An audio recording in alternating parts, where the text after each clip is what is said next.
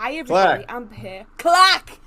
Welcome back to In Conversation with ATF. Now today, you are going to love this one, right? My guest is a writer, he is an all-around legend, he is a staple in the Transformers fandom, franchise, whatever you want to call it. You may know him as the writer of The Five Faces of Darkness for Season 3 of Transformers, as well as being the writer for the 2007 Bayverse movie game, as well as the 1986 Transformers movie, the stop motions that were done in 2021. Remember those on YouTube? Yep. Yeah, probably. My guest is also... Those things were really fun. If Yes. people haven't seen them, I mean, they're really fun to do. Because I mean, we had all the same people there. They were promoting camera accurate '86 movie releases, and that was. I mean, I remember I was in the recording studio. I closed my eyes, and it's like 1985 again. Because I did I guess the second season of the show, though. Yeah. That's a really long season. Yeah, I was going to say we'll definitely talk about that for sure. My guest has also been a story consultant on, well, the 1986 Transformers animated movie. What else? He was also an associate producer on Season 2, a story editor on Season 3. He was the head writer of Visionaries, Knights of the Magical Light, and Season 2 of Attack of the Killer Tomatoes, or Tomatoes if you're Oh American. man, that's obscure credit. But a lot of people have been asking me about that lately. I think like sort of fandom goes in these 40-year cycles or 20-year cycles. Because nobody had ever asked me about Killer Tomatoes. Wow. Well, I'm going to ask you about it today. I can't remember. And oddly enough, the show at the time was kind of successful because I thought, I've been really lucky. I've never had a show that wasn't, number one unless it was 2, 3, or 4 to something else I was working on.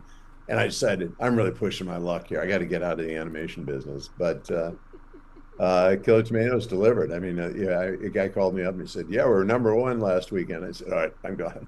No, I was actually doing other stuff at the time, and Margaret Lash asked me to help. Who worked with us on all the Transformer stuff. Yeah. She was in the day, Oh, and yeah. I did it. So yeah, she was. I mean, it was so that show was weirdly related to Transformers. Wow, well, we're going to talk about that definitely. Yeah, that is a thing to talk about if you can remember it. My guest has also written. He was the writer on An American Tale, Fievel Goes West.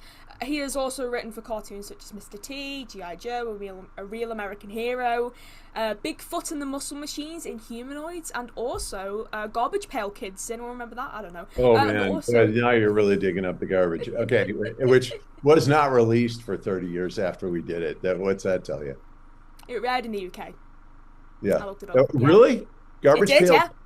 So Apparently did Visionaries. Like Visionaries, there's a whole fan. I had a guy from The Guardian interview me about Visionaries.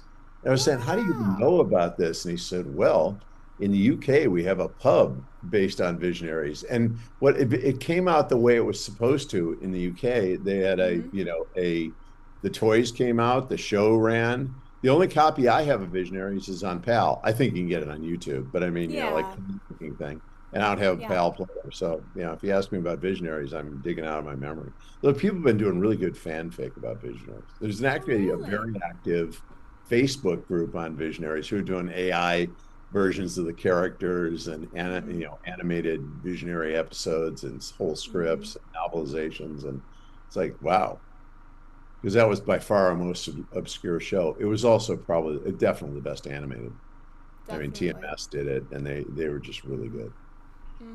And also Batman Rise of the Sinzu, the video game. Yes, he has written everything like that. I mean, who is my guest? It's Mr. Flint Dille. Hi, Flint. How are you? He's a good friend to me and my dad, and I'm so happy I finally got him for my pod. Yeah, we were having a good time.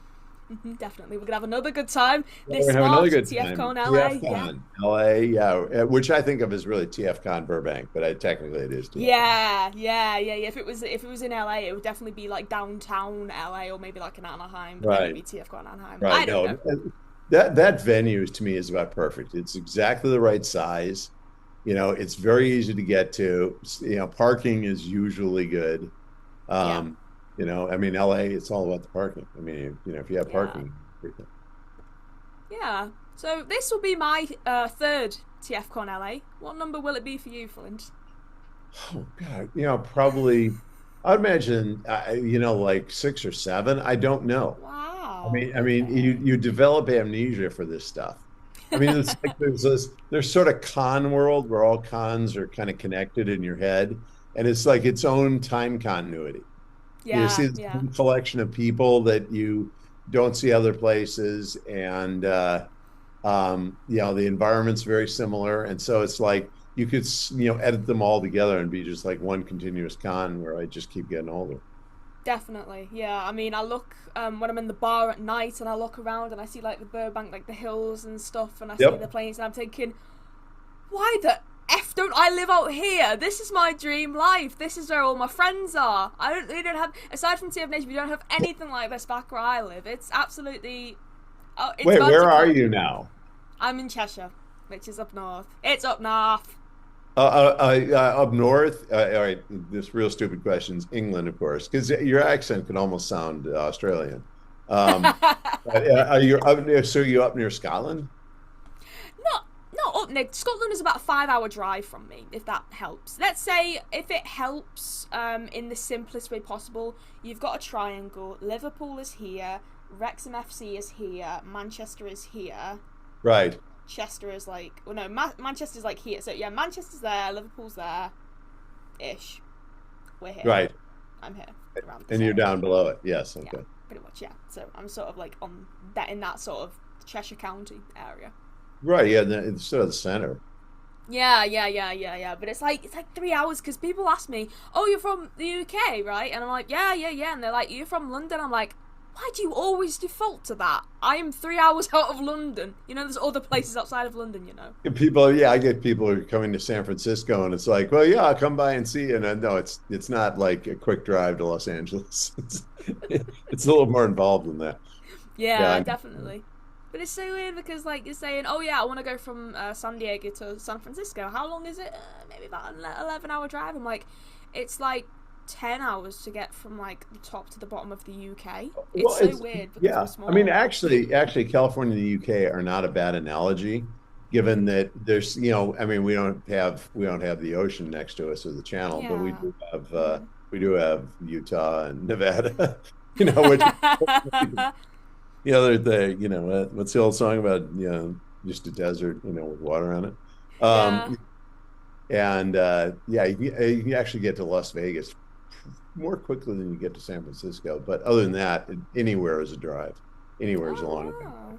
It's so weird because like when I'm in the plane and I'm coming to LA, you look out the window and you're just like, and you're looking down and you see all this land and stuff, and it's not. It's like when you start getting into California, that's where you can start to see it. I suppose because you're more low down in it, you can start to see like the buildings and the freeways and stuff. And I'm thinking the first time I witnessed that coming down onto that runway, I was like, oh my god.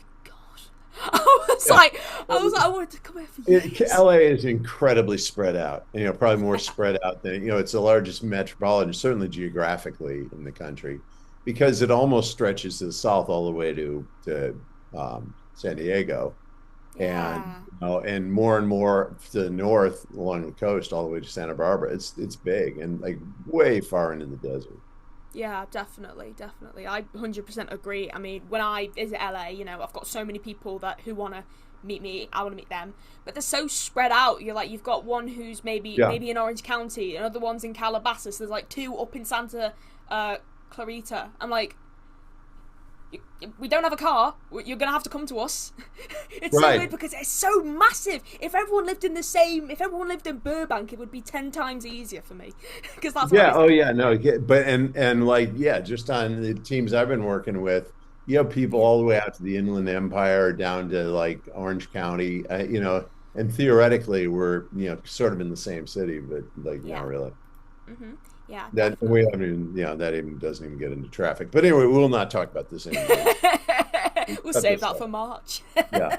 Right. Okay, so Flint, I just want to know really, how did you get your start in writing for television? Because if I remember correctly, the first cartoon you wrote for was Mr. T, which was done by Ruby You got it. Squares. Yeah. Technically, there was a show called The Puppy that I wrote one Oh yes, the episode. puppies Yeah, further technically, adventures. but you are correct.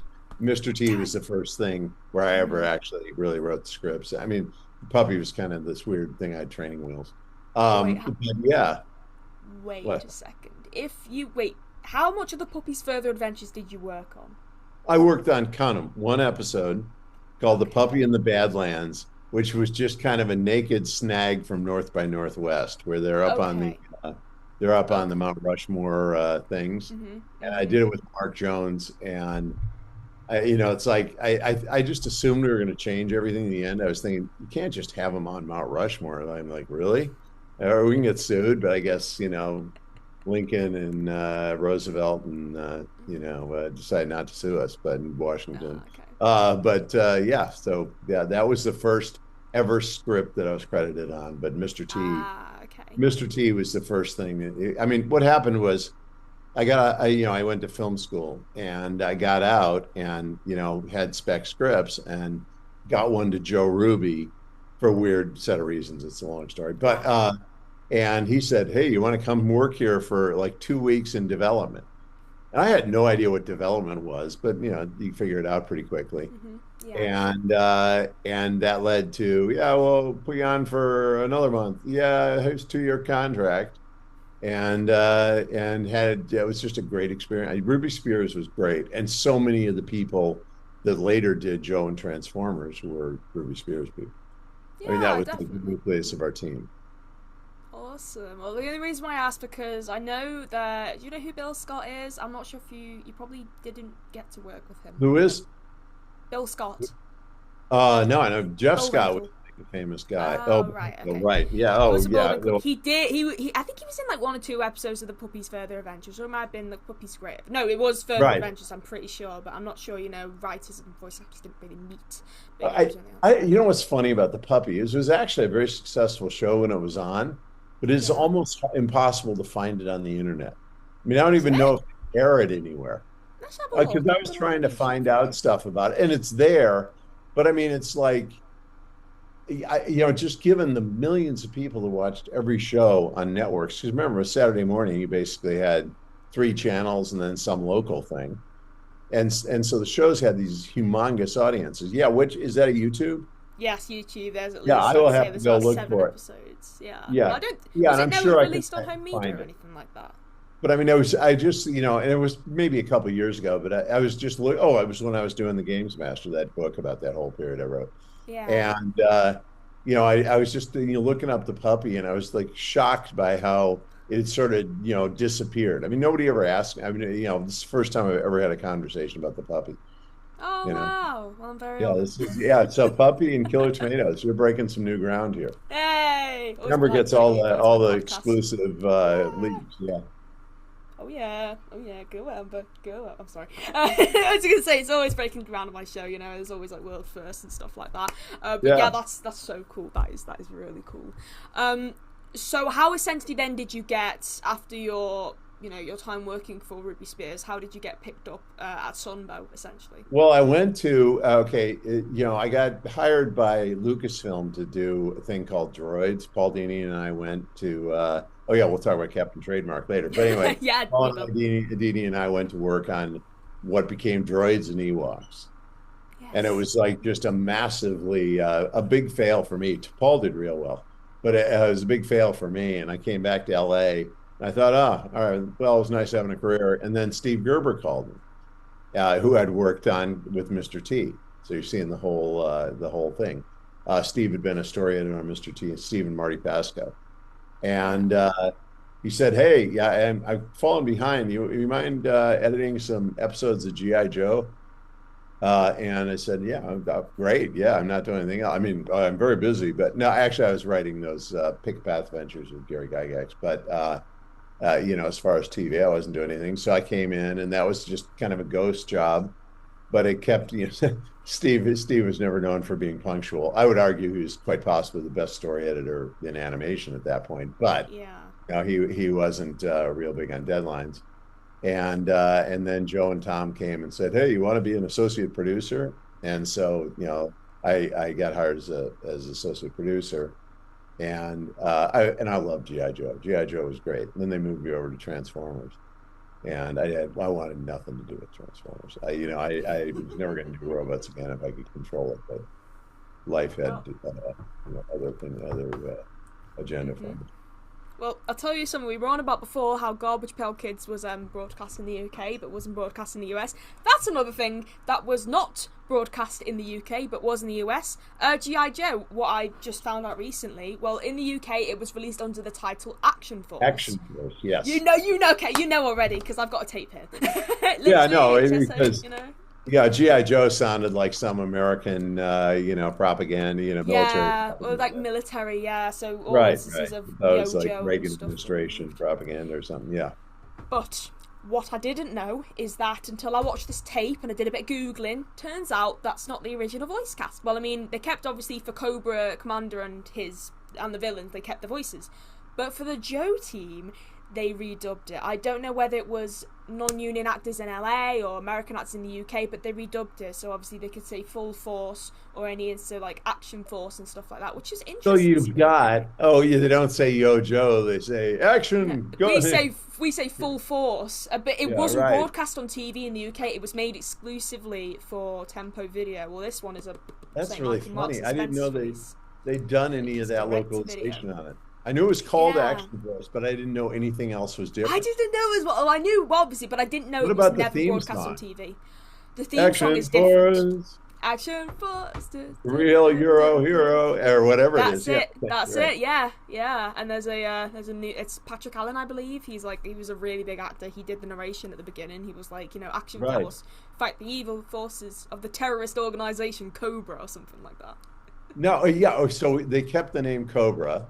They did, yes. Hang on. It's really interesting. Yeah, because everything gets localized, but very rare. And it's weird that they would keep the Cobra actors. Like you had Arthur Burghardt and Chris Latta. Chris Latta, yeah. Arthur Burghardt, who's not a voice actor, he's an actor. Just wait, do you know about that? You know he doesn't like being called a voice actor, right? Who, Arthur? Yeah. Well, he flips his lid. I think that's fair. I mean, Chris and Arthur, I mean, a lot of the voice actors, people formerly known as voice actors, were in fact regular actors. Almost all of them had something else they did. Like a lot of them are stand-up comedians. We, spent a lot of time at the Comedy Store.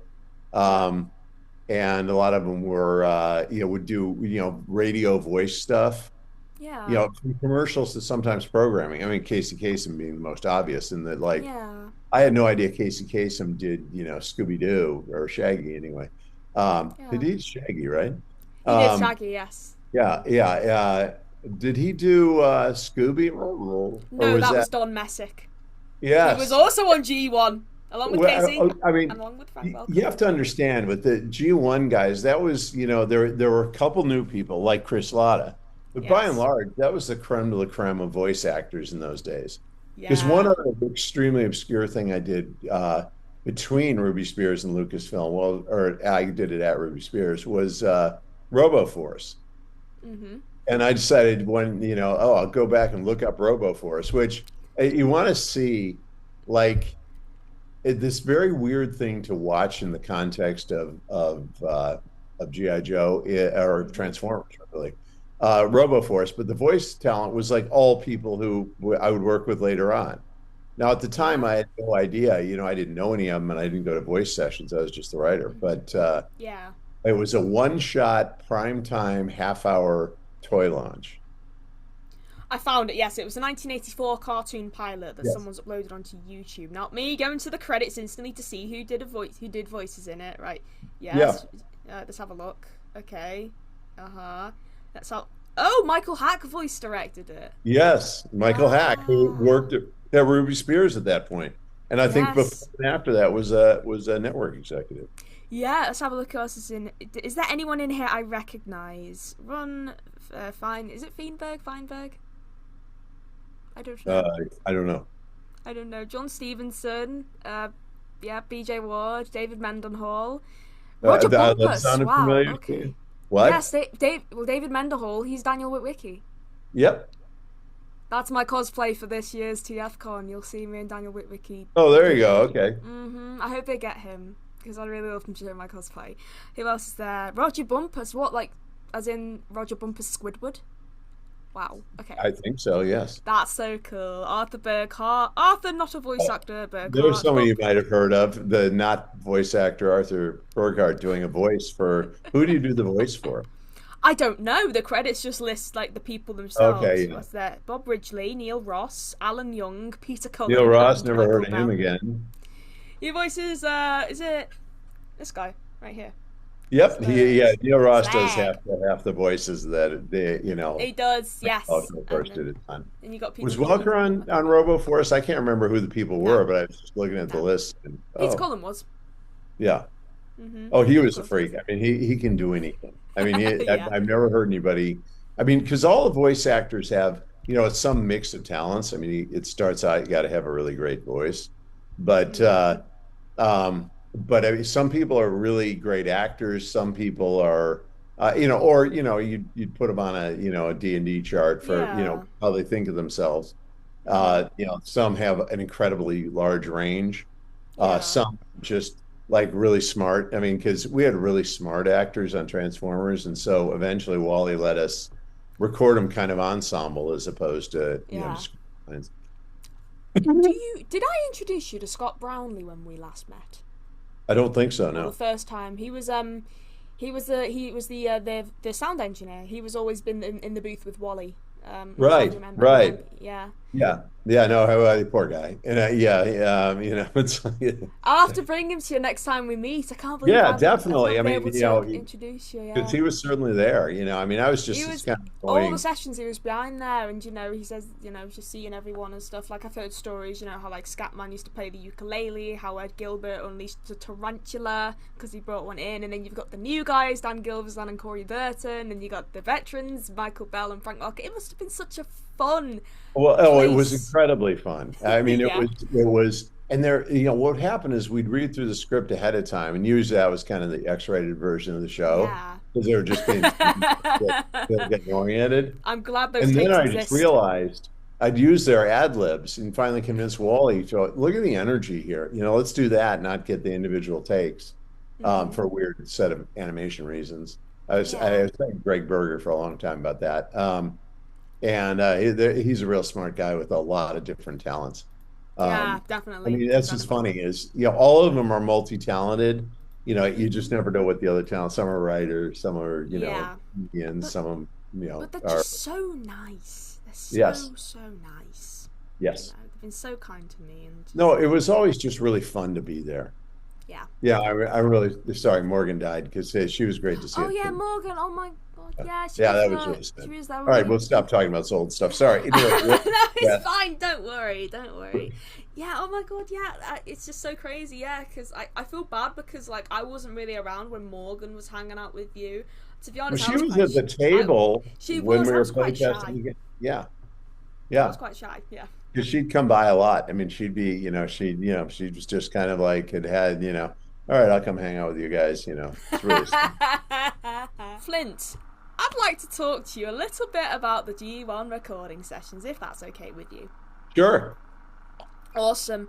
Now, I've heard a story about you bailing Chris Latta out of jail just so we could get to a Yeah, Transformers session. That happened twice, I think. Oh, Um, okay. and you get the phone call at about 2 o'clock in the morning or so that, he's in the jail. So you get Cobra Commander calling. So I'm in jail.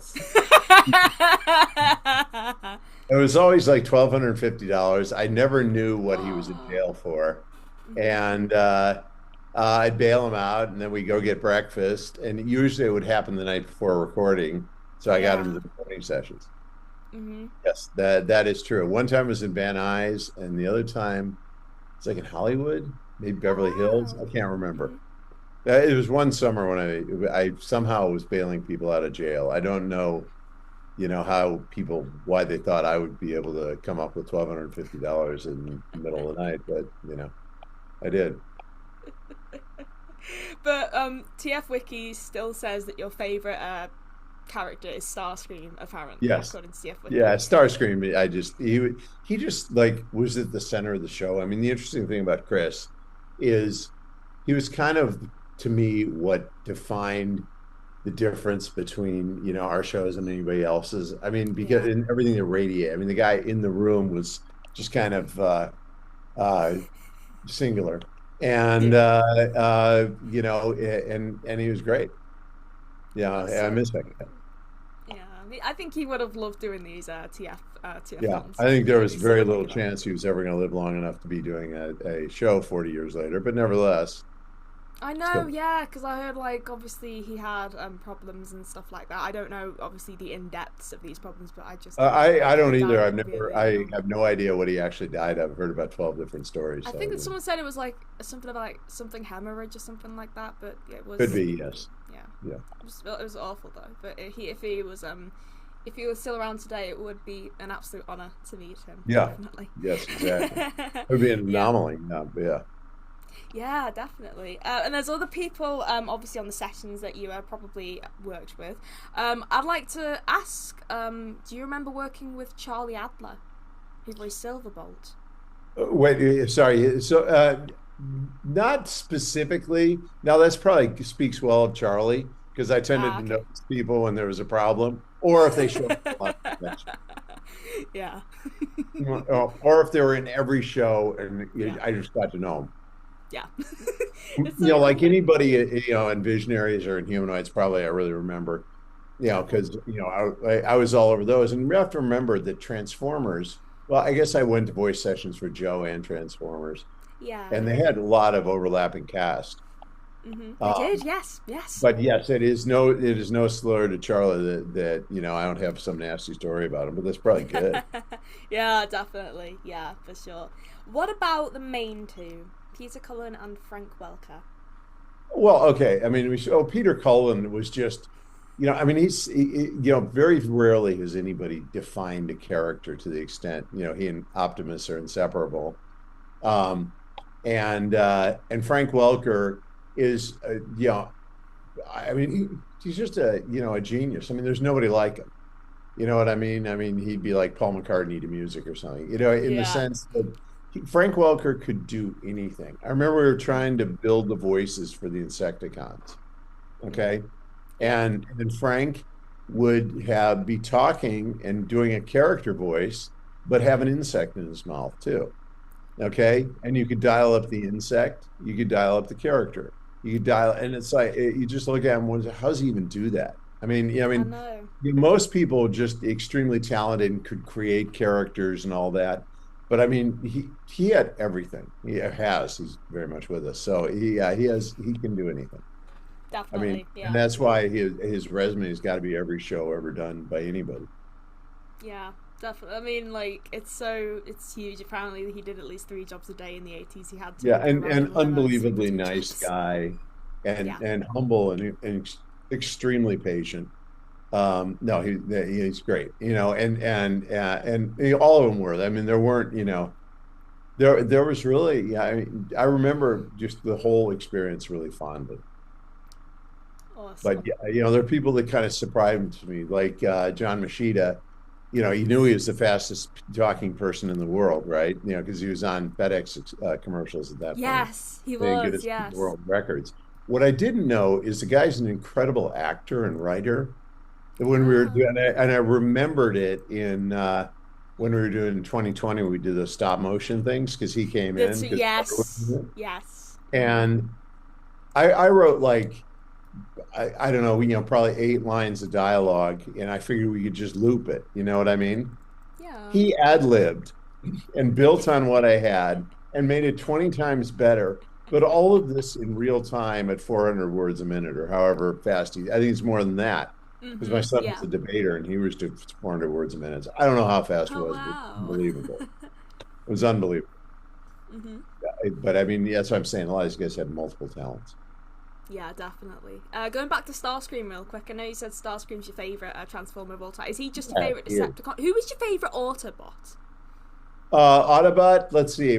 I mean, how do you not like Optimus? But okay, some of the later characters, Cup and Jazz and all that, people I worked with in the movie in season 3, because those Yeah. are really kind of characters I felt like not exactly like I'd created them, but I mean, certainly was making them out of whole cloth, and Yeah. finding them and all that. Whereas, with season 2, the further you got in it, the more I felt like, because my job, we were losing to a show called Go Butts, and my job was to Yes. give it the Hmm. same edge that we had with GI Joe.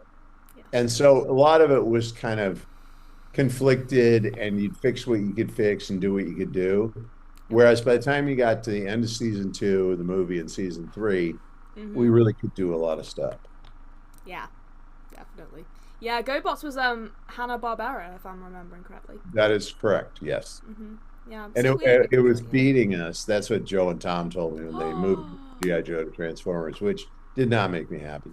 And I mean, I always was sort of on GI Joe, because they don't, they'd be behind and yet edit episodes. But I mean, Yeah. actually, towards the end, not really at all. About the time it was like Cobra Law and all that, I had no idea what anybody was talking about. Servantor, but um, yeah, so Transformers, and there was a lot of, so you're taking because Marvel had been doing the whole show. But anyway, Yeah. yeah, the answer is that yes, so the later characters tended to be ones I knew and liked more. Sweet. Yeah. Awesome. Awesome. Well, because My because I like I wrote Five Faces of Darkness and yeah. the Hmm. drafts of the movie and all Yeah. that, and was very involved in the third season. So Yeah. those are characters that I knew better and really liked. Yeah. But yeah, I'd say, Jazz, Cub, especially with Scatman doing Jazz, because I believe he came back and did it for the show. He died not shortly after the movie. He did, Um, yes. The Jazz, I think he was just made a yeah, silent character in the third season. yeah, And then yeah, he right. just sort of Because nobody slowly wanted to disappeared. recast him. Yeah, I'm sure any of those guys could have imitated him, They, but Frank Welker voiced him for commercials. They yeah, could have done. yeah, exactly. Yes, yeah. But Yeah. yeah, so those guys were great, and in a lot of cases, it was hard to separate the actor from the character. Yeah, yeah, essentially, yeah, yeah. Speaking of the movie, of course, I've got to mention the lovely Ron Friedman, who we lost Yep. last year. Oh yeah, yeah. Ron was great. I mean, what's really funny is that the Sunbow guys in LA, Ron was this kind of alien guy, and we kind of, who is this guy? And we kept saying his name, and on stuff, and so I mean, it wasn't until long after I actually got to know him, and probably the last 10 years of his life, I really appreciated the guy. He was just Definitely. great, and what was fantastic about Ron is his career went all the way back to like before the Andy Griffith It Show. did, That was like, yes, I yes. mean, I watched that when I was like, I'm the same age as Ronnie Howard, so I was like, Opie age when I was watching that show, and I was thinking, how can you possibly? Because I mean, it's not like he started writing scripts when he was 12, Yeah. and I was, oh, you're 90 what? Because never up to the last time I saw him, never did he seem in any way age impaired ever. He was in his 90s. Yeah, He's incredible phenomenal. character, an unbelievably great writer. I mean, and I said this. There was, and maybe it was at TF Con. We were up on a panel together, and I said, I rewatched the GI Joe pilot, and it is a piece of genius how he sold that whole franchise Yeah, in like 3 minutes. yeah. I mean, and I mean, he explained why there's a Joe team, what they do, who the enemy is, what the world is, and sort of, in his mini series is it's laid out, what it was, and there were kind of ways for everybody to go with it afterwards. So you could do, 130 episodes or whatever. It was an Yeah. incredibly strong, unbelievable piece of work that I really come to appreciate, when my career advanced, and I went, well, yeah, he Yeah. was- And you both worked on the movie together. Well, you worked on the original first draft, obviously, The Secret of Cybertron. So yeah. obviously, some of that did make it into the final film, but most of it don't. What do you think is the most significant part of that script that did not make it into Well, the it's final draft? probably a good thing that didn't make it in. But we had at one point, I mean, the secret of Cybertron was that the Autobot matrix of leadership, if placed in the center of Cybertron, would activate Cybertron and turn it into a robot. Because I always thought the Unicron and Cybertron were kind of like brothers, which somebody That's picked up cool. in the comics, right? In the Yeah. comics later on, you'll see that. But Yeah. I don't know if they ever saw Secret of Cybertron, but I kind of hinted at it enough later on because I never thought of Cybertron as being a planet like Earth. I always thought of it as a mechanical planet, That's and cool. I had no reason to think that. I just did. But Yeah. so the biggest thing we did is the Autobots had to get, from the surface all the way down to the center of Cybertron, and the Decepticons, were basically there ahead of them and trying to stop them. And so there's one scene where like the entire 85 product line gets wiped out because we all knew they're getting discontinued. Thank God we didn't do that. But so we thought that was just your perfect Charge of the Light Brigade, heroic, Yeah. wild bunch, ending to a lot of those characters. Because I always thought that we were going to continue releasing new characters all the time. And that was one way it could have gone. And that, I thought of it very much. I've said this before, but I thought of it as being like a sports team. Yeah. And they you'd still maintain that team, but all the players Yeah. would change. Yeah. Someone But switch off and it go. didn't work out that way. Yeah. Probably because we haven't killed Optimus. But yeah, that was the biggest thing that did not make it back. And obviously, the planet transforming and fighting Unicron and all that didn't happen. Yeah. But a lot of the things that made it into the movie were kind of outgrowths of that, and a lot of the ideas of it made it into season three. Yeah. In other words, because what we did know is the nature of the toys was that the show had to go to space. You know what I mean? Because a lot of the toys didn't look like Earth objects anymore. They, No. were No. Springer, Mm-mm. or Unicron, or the Sweeps, or Yeah. Cyclonus, all the new stuff. Did you Meg- create any? Oh, sorry. Sorry, yeah, Galvatron. Yeah. Did you make any new characters in the Secret of Cybertron script, or was it all just existing characters? Well, I think we did, but they would tend to be incidentals. Ah, Or it okay. would be Okay. characters who were toys, and usually we'd get, they'd have a name and they'd have some characteristics, but sometimes you just get something. But what's funny is I've seen toys of like the Skuxoids, and if people digitally print them, and I think somebody actually did a limited release of all sorts of just different characters that were, incidental in season three, but. Yeah. Mhm. I'm trying to think what else there was. There was something else. Oh, Slizardo. Yeah. I mean, yeah, I just call him Scoxoid? Slizardo because he was a lizardy kind of character. Okay. And there's Scoxoid? Struxoids too. I mean, there's Yeah. these silly names I Yeah. made, not really thinking they were going to be product, but just so I'd remember. Yeah. Yeah, that's really cool. That's really cool. And how did it sort of feel to return to the franchise? I'd say a good 20 years later, because apparently you wrote. I don't know if this is true or not. I mean, only you Yeah, can closer. confirm. Yeah, closer to You, 40. Maybe when we did the stop motion. I meant I I've had a couple trips back to the franchise. Actually, I did the first, the Michael Bay, the game to the first movie. that's what I was on about. Yeah, Yeah. how did it feel to return to the Oh, franchise well, to it write was your first weird games? because I couldn't figure out what It was more what hardcore. do you call it, Because it, Allspark was. I mean, why not just use the Matrix? yeah, Yeah, it just seemed like this weird object. And I mean, a little bit I realized this with doing the Bay movie is you can think all this stuff, but then it changes. yeah, You know what I mean? And yeah. when we did the game script, we didn't know what the Mhm. characters of the movie were going to look like. No. And I think one of the movie decisions that just surprised me Yeah. was that they didn't, the Transformers always looked mostly human, Yeah. whereas by the time you saw them in the Bay movies, their faces were these kind of mechanical, contraptions. And I probably would have written them differently if I'd really visually known what they'd look like. Because we had the script, but I didn't know what that was all under wraps. What Yeah. they looked like. And then returned back to Transformers again with a series of graphic Did you? novels that Chris Metzen and I wrote. Mhm. And we were doing Diablo 3, and Chris said, "Hey, let's do Transformers." And then I learned a big lesson, and that was that you have a very different relationship with the franchise Yeah. if you were just like a writer and creator on it, and if you're a fan of it. Yeah. Any fan knows Transformers far better than I do. I may have written it, but I mean, any fan knows it better than I do. Joe was definitely. talking about me when the official end of season of G1 was. It's like, Joe, stop. You know, Joe was in Joe. what?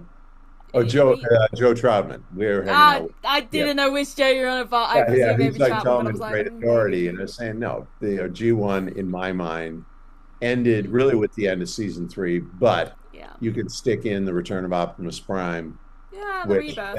I could argue that one either way. Marv Yeah. Wolfman wrote that. Yeah. And then you returned again to do the stop motions, which of course Then I Joe worked on. returned again to the stop motions. 2020. But the graphic novel series, it was going to be one 22-page graphic novel. We ended Mm. up with about 350 pages. And in that time, I'd done Pokemon Go and Ingress and all the Oh, Niantic okay. stuff. And because it started when I was doing Diablo 3 with Chris. Chris would did Overwatch. And somehow we kept doing this and we couldn't get paid for it, so we were just doing it because it was Yeah. so cool. That It was a long when journey. I oh sorry when I No, that was it. when I first started interviewing, John Machita was one of my first guests, and he said to me, "Oh yeah, later today I've got a recording thing for a stop motion thing that Hasbro are doing." Turns out it was for the '86 Oh, movie that's stop great. You motion. interviewed him that day. I John's great. did, yes, I didn't know. I was like, "Wow, okay." I mean, John So was just that moment. I mean, I knew it with Greg Berger because I'd seen him a lot in between. I knew how talented he was yeah, because, 100%. but I mean, John Machida, all of a sudden it all came back and I realized he can rewrite in Yeah, 400 words a minute. That guy's amazing. And it's I so mean, cool. it's just like a really great actor, writer, and is in the Guinness Book of World Records. So it's Yeah, pretty good. yeah, yeah. And then you got Stan Bush voicing Jazz. I mean, Stan Oh Bush. yeah, no, Stan's great. Yeah, he came in because he's just remained a friend of the family. We recorded in Vince DiCola's studio, Yeah, well, which I is tell like you a what. museum. Yeah, I tell you what.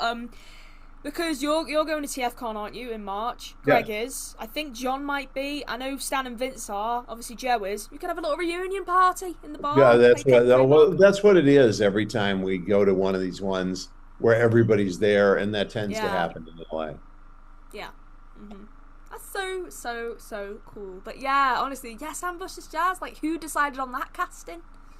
Oh, and we did, kind of on the fly, because Oh, okay. Scatman we couldn't make it, so and we just decided because the whole joy of it was Yeah, it was kind of behind the scenes. Some of it was things fans have been debating for years, like the real identity, which I was unaware of, but Joe told yeah. me that.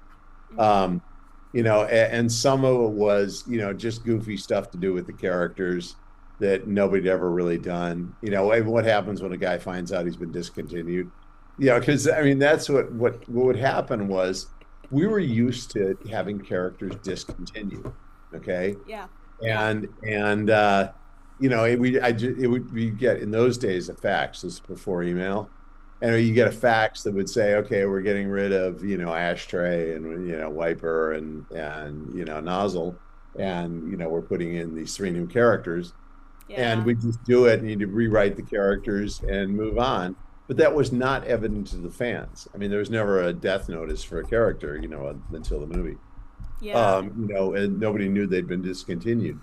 Uh, so we just thought it'd be funny to do Jazz finding out, hey, you're not in the product line anymore, and he literally has to sing to do it, and have Stan Bush doing an acoustic version of the Touch was just too Yeah. good. And Wow. Stan's just great. Definitely. Yeah. I had something I was gonna say something, but I completely forgot what it was. I don't know. It might come back to me in a second. I'm trying to retrace my steps. What would it have been? I don't know. I'll probably rewatch it back, and if I remember it, I'll end up messaging you or something like Yeah, that. yeah, no, just tell me. Yeah, Yeah, of course, of course. Right, Batman: Rise of the Sins of Sinzu. Right, this is yeah. interesting to me. How did That's the you? only time I got into Guinness Book of World Records, and that was I think it's the first villain created in not in the comic books. Oh wow. Batman was usually really very, um, very, they were very tightly controlled from the comic books to Yeah. everywhere else. Yeah. And in that particular case, it was a character actually created by Jim Lee, me, John Nee, Frank Miller and Paul Dini helped me out. I mean, I had a lot of help on that one. But yeah, Yeah. Rise of Sin Tzu was fun. I loved Rise. And what's funny is the plot of it is what happened is when they made the game, they couldn't really tell the whole story, the script we had in the for the game, because it was just a rushed production. Yeah. And so they released it as a novel, so you can read the whole thing as a novel. I only wrote the Wow. parts with the new character. Hmm. Devin Grayson wrote the rest of it. Yeah.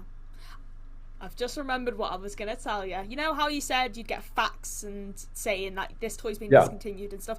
It just reminds me, because Pierre and Frank always say this story, when they sat down to read through the script of the 86 movie, he's right. like, he's like, Bionicle is like, Frank, turn to page 12. He's like, well, what's that? It's like, I'm getting whacked! And he's like, I'm not in the rest of the script. That's how he found out Optimus Prime was getting killed off. Yeah, I right, actually love that exactly. story. Yeah, It's he so he funny. just yeah, I know, but he had the last laugh on that one, didn't he? Yeah, he got resurrected, didn't he? Yeah, he got It's, resurrected big time. yeah, and Yeah, he does come yeah, back. To TF Con, it'd be nice to see him that again. was a Yeah, critical moment in the history of Transformers. yeah, it'd be nice to see him again at TF Con, because he wasn't there last year. Peter Cullen. Yeah, I do miss him. Didn't they? Well, he was at one of them. Wasn't that when he and Frank were there, and like people would have like special visits with him. Remember that? Yes, yes, they were placed in a separate room. I spent most Yes. of my Sunday, the first time I was at Yeah. TF Con, queuing for them. It was a bit thing because I wanted to just mainly explore and stuff, but Yeah. I guess that's one sort of downside when they're booked is because you've got to spend at least an hour or two of your day queuing for them. Yes. But it's worth it. But it's just so like nice, if that makes sense. You get that joy you Yeah. get as Oh, soon yeah. as you No, go it's into the it's really room. cool, and I love the fact those guys are still coming back and doing it. But Yeah, because, playing those characters really, yeah, has paid dividends for everybody involved. yeah. Definitely, definitely. You are the grandson of John F. Dille. I Yes, I completely am. forgot to mention it's on my list, but I've not had an opportunity to bring it up. But you own pretty much half of the estate or like Well, yeah, royalties or that I something, right? mean, first of all, we're running into public domain problems. Second of all, we've Oh been no. embroiled in all sorts of legal stuff. None of that changes what my grandfather did, and I've done all the Buck Rogers stuff in my life that I really need to do. So, Yeah. but what I did do is I've kept the rights for everything I developed when we were at TSR, which was the whole Oh. expression of it. I mean, it was role playing game and like 8 modules and source books and novels and graphic novels and comics and mini games and even a strategy game.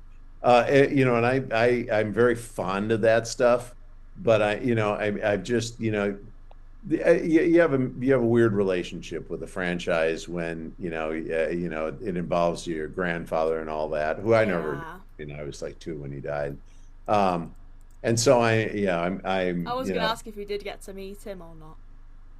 yeah, I have one possibly manufactured memory of meeting him. The only reason I believe it to be true was because the camera angle I have on it has always been from down looking up. And apparently at that age, your brain doesn't like reframe stuff. Our age, with any memory you have, just think the last time you were embarrassed in public. Yeah. You Yeah. you have yourself in the shot. It's very much more like a third person view in a video game than what you Yeah. actually saw. You don't tend to remember stuff from your own point of view the way you saw it. And that one I Yeah. remember the point of view. So that is it. But I remember somebody was coming over to the house, and I remember thinking, this. I mean, yeah, to the extent you can think this of like one, but what was I? I was just some annoying little baby. He didn't want to vomit on him, or blow his Yeah. nose on him and all that. He's nothing. So, if I'm correct, your dad is John Dilly Jr., right? Was Robert C. Dilley. John Dilley Jr. is my uncle. Oh, right. And Okay. he's very Okay. much in the business. And then there is John Dilley the third, Oh, who is my right. Okay. cousin. John Dilley the Ooh. fourth, who is my cousin's Junior, son. junior, That makes junior. sense. And then there is Oh, close enough. John Dilley the fifth. So there are a lot of John Dilleys. Wow, yeah. I'm surprised you weren't called John. I was gonna ask, was it? Yeah, limited Yeah, possibility. yeah. Is your middle name Jay by any chance? No, I have a totally different name. My first Oh, name is okay. Robert, which was my father's name, What was your first name? Sorry, it and cut out. Robert is my first name. Because that's my father's first name. So why do you go by Flint? Because that's my third name. Flint's a Oh, family. John Flint Dille and Robert Nichols Flint Dille. oh, Yeah, so the my Evan. surname. Oh my God, no way. Yeah. Oh, I've just noticed John F. Dille. Yeah, that's what the John F. Dille. Why That's didn't the it click? It didn't click in my Yeah. mind. Well, I mean, there's no reason you should figure that out, but yes, that's what the F. That's so funny. Yeah, I Absolutely mean, love in it. the early Buck Rogers comics, it said John Flint Dille Company on there because in one of the trials, I said, well, I mean, unless you don't believe I'm Flint Dille, I think you probably believe I'm related to the guy. I mean, it's not a Yeah. real. Yeah, Yeah. definitely. But yeah, that was so yeah, but so Buck Rogers is just always kind of it's always been a sort of mixed blessing, Yeah. and I doubt I will do Buck Rogers stuff though, since I took the underlying rights for the world we built for TSR, and the role Yeah. playing and all that. Yeah. I got a couple friends who want to bring that back, and it's like break a leg, Yeah. guys. You know, Exclusivity. I wish you the best. Don't call. Just Put run away and do it, and send me a copy. put Buck Rogers in Captain Trademark. And speaking of which, our final topic, the last thing I want to discuss with you is Captain Well, yeah, Trademark. Captain Trademark. You were one of the few people that's actually play tested Captain Trademark. That was a couple of years ago, Yeah, it and was. then Yes, I remember we, it very we, well. we hit the pause button, but we are now back on. And Yay! but Captain Trademark was really based on something Paul Dini and I did that back in the '80s, back in exactly this period. And my guess is it was probably somewhere between Ruby Spears and after Sunbow. Yeah. We realized we had created so many characters and so many developments for so many companies, and we never knew what happened to them. I Yeah. mean, on a couple of occasions, I won't bore you with it now, but a couple of occasions I would do something, forget all about having done it, and then all of a Yeah. sudden see this toy line or see this TV show and go, oh, Hmm. yeah, I mean, Killer Tomatoes is a little bit like that. Not really. I mean, I remember doing it, but you Yeah. do some, offbeat thing for some offbeat toy company or developer. I'm sorry, there's a lot of noise here because they're doing construction in my That's house. okay. I can't even hear it. Oh, fantastic. Okay, good. And they're putting tile up and it's loud. But anyway, Ooh. so but I'm glad you can't hear it. So um yeah, we took a lot of the like these goofy characters we made for companies that went out of business and we never knew what happened to them. And we just and these guys are always trying to get in on this syndicated toy show, what we did with Joe and Transformers and everything Yeah. else, or be selling Saturday morning. And it was always like, yeah, we want to own the trademark and it's got to be pre-sold, and so we Yeah. created Captain Trademark and his Amazing Pre-Sold Warriors, well, which was probably really a show called Captain Triumph and his Amazing Power Warriors, but um, we I called still it. have your poster. I still have the poster Yeah, you and signed. so You signed it we before I got joined. the poster, we got the characters. Guys are making action figures. Apparently, some of them got made and they're being found in a landfill somewhere in Oh. undisclosed location. We can't find it. But you see them for sale, or every once in a while, Wow. someone will bring one to a con and say, "Can you verify this?" And it's like, which I could. So, but I thought that was just such a great story that Paul and I made a game out of it, where you find your characters Wow. in landfill and try to, collect the whole set, but they fight with each other because the action figure. I didn't get it at first. I found it quite hard to play, but I think if I play it in probably more We times, if I we play it have on the we have next run. modded it a lot, and it's a lot easier. I mean, it is now a very playable game design. Oh, okay, okay. Well, that's That was good. the biggest thing. I mean, it could, and remember, it's a card game. I mean, if you did it as a Yeah, video game, it would be really easy. yeah. Yeah, So yeah, definitely. that's Captain Trademark coming out hopefully Yay. later this year, and we'll talk about it Woo! when it comes out. Ah, nice one. Yeah, definitely do a part two in the future, Flint. Well, it's Oh, just one of those things over COVID. I went through all my old papers and I found that, and it was still really funny. yeah, 'Cause Paul had written it up. We'd been at like at Trader Vic's, talking about all these ridiculous projects we'd worked on, yeah. and he wrote it up as a development, and this thing. I called him up. I said, Paul, we got to do this. I mean, for real. Because we Yeah. own all this stuff. Nobody ever paid us for it, so we own it. Yeah. Yeah, so there we are. Yeah, so it's kind of cool. That is so, so cool. And what a way to end off this chat. Thank you so much, Flint, for coming on and talking about Well, yeah, everything in yeah, between. and I'm happy to come back again if you think of more stuff to ask. But a lot of fun talking to you, and I'll see you at TFCon. I'll see you And at that's like a TFCon as month well. from now, right? It Or is. It's less than a month away. I'm actually quite excited.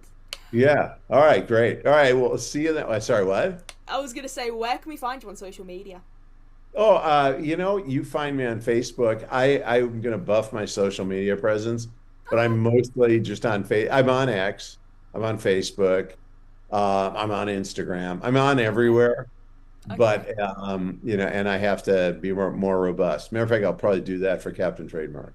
Ah, okay. Yeah, that makes sense. Just stay on the line real quick because I want to talk to you about something but after I've Sure. ended this, if that's okay. Great. Awesome. To you at home, thank you so much for watching this episode of In Conversation with ATF, and thank you. This is the first time you've seen me with this ring light, and this is honestly a lot better now when I'm doing interviews. I'm a lot more, I'm not in the dark anymore. It You're looks like we've had ringlet enough. now. Yeah, yay. So thank you for watching. Don't forget to like, comment, subscribe, and if you're going to TFCon LA, I will see you there. Flint will see you there, and we'll have a good time. That's for Yeah, sure. if you're a Transformer fan, that's a really good one to go to. Yeah, definitely. That's for sure. Definitely. My point. Yeah, I was gonna say because I point that way, but then I end up going that way. So I don't know. I'm gonna point both ways. There we go. Right. Thank you for watching, everybody. Take care. Bye bye. And cut.